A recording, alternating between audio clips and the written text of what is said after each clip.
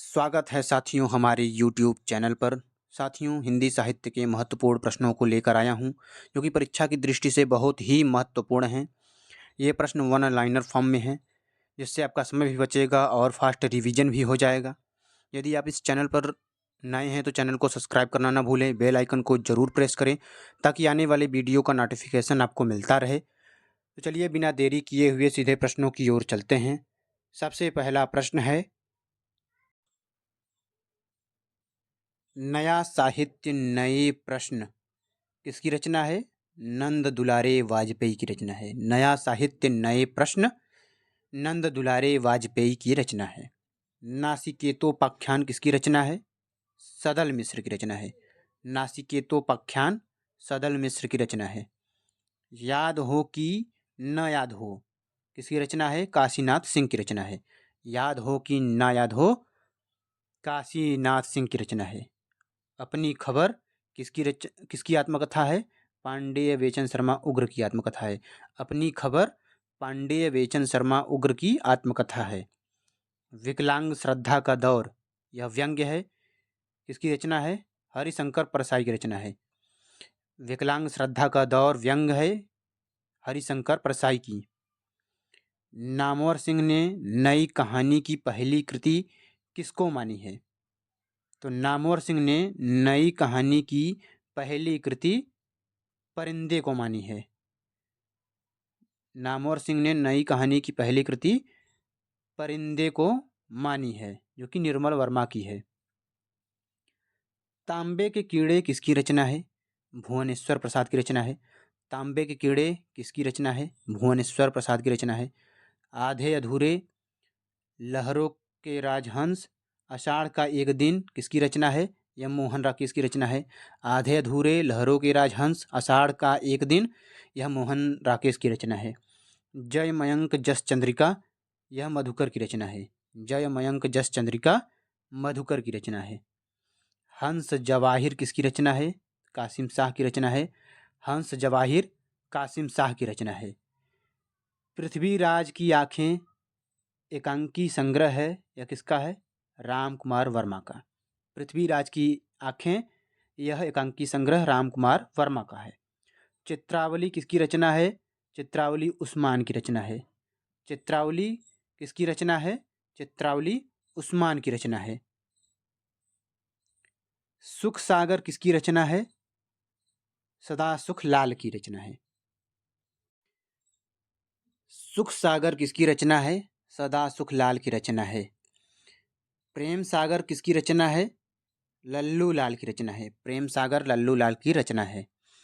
नील देवी भारत दुर्दशा विशस्य विस्मौषधम नाटक किसका है? भारतेंदु हरिश्चंद्र का है। नील देवी भारत दुर्दशा विशस्य विस्मौषधम, यह भारतेंदु हरिश्चंद्र का नाटक है। संयोगिता स्वयंवर किसकी रचना है? बालकृष्ण भट्ट का। संयोगिता स्वयंवर किसकी रचना है? बालकृष्ण भट्ट जी का। चिड़िया रैन बसेरा किसकी रचना है? विद्यानिवास मिश्र जी की रचना है।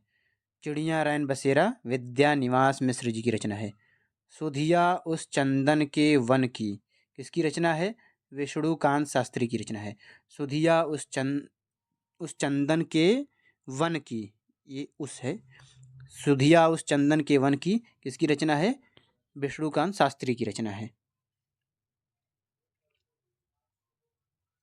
वे दिन वे लोग किसकी रचना है? शिव पूजन सहाय की रचना है। वे दिन वे लोग किसकी रचना है? शिव पूजन सहाय की रचना है। वे दिन वे लोग शिव पूजन सहाय की रचना है। स्मृति की रेखाएं पथ के साथी अतीत के चलचित्र किसकी रचना है? महादेवी वर्मा की रचना है। स्मृति की रेखाएं पथ के साथी अतीत के चलचित्र महादेवी वर्मा की रचनाएं हैं। संविधान के किस अनुच्छेद में वर्णित है कि संघ का कर्तव्य होगा कि वह हिंदी भाषा का प्रसार बढ़ाए? अनुच्छेद 351 में वर्णित है। हिंदी भाषा का प्रसार से संबंधित अनुच्छेद है 351। गोरा बादल की कथा किसके द्वारा रचित है? जटमल के द्वारा रचित है। गोरा बादल की कथा जटमल के द्वारा रचित है।